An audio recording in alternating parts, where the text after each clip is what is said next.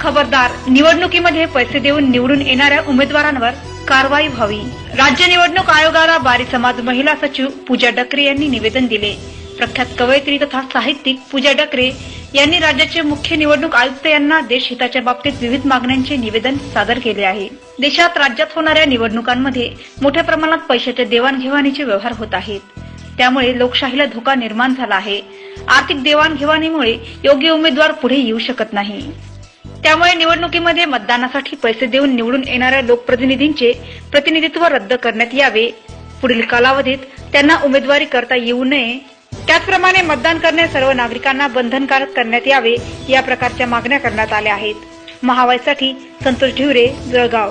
नमस्कार, मी पूजा डकरे। मी आपल्या राज्याचे मुख्याधिकारी निवडणूक आयोग यांना एक निवेदन दिलेलं आहे। जे निवेदन आपल्या लोकशाहीसाठी आणि विकासासाठी अतिशय महत्त्वाचं असं निवेदन आहे। निवेदनामध्ये मी काही बाबी दिलेल्या आहे, ज्या बाबी सर्व नागरिकांच्या लक्षात येतात, पण पुढे कोणी आवाज उचलत नाही। त्याच्यामुळे मी ते निवेदन मुख्याधिकारी निवडणूक आयोग मुंबई यांना सादर केलेलं आहे। निवडणुकीमध्ये मी महत्त्वाची बाब म्हणजे अशी दिलेली आहे की निवडणुकीमध्ये पैसे देणे घेण्याचे व्यवहार होतात आणि त्या देणे घेण्याच्या व्यवहारामुळे योग्य उमेदवार हे पुढे येऊ शकत नाही। योग्य उमेदवाराला, ज्याला विकास करायचा आहे, त्या उमेदवाराला विकास करण्याची संधी मिळत नाही।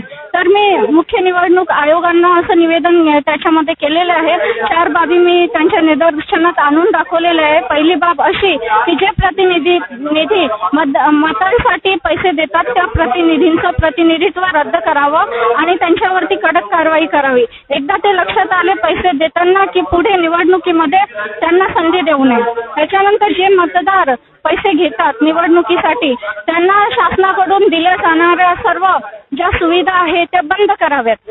त्यानंतर जे नागरिक मतदान करत नाही अशा नागरिकांचा नागरिकत्व शक्यतोवर रद्द करावं। रद्द होत नसेल तर त्यांच्यावरती कडक कारवाई करावी।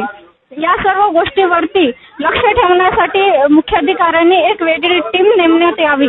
त्यानंतर आपण बघतो आहे की आपल्या राज्यामध्ये बऱ्याच ठिकाणी बोगस मतदान होत आहे। एकाच नागरिकाचं 2दा नाव येत आहे। त्यानंतर जे व्यक्ती हयात नाही अशा नागरिकांचे सुद्धा मतदान यादीमध्ये नावं आहे, ते नावं लवकरात लवकर काढल्या जावे।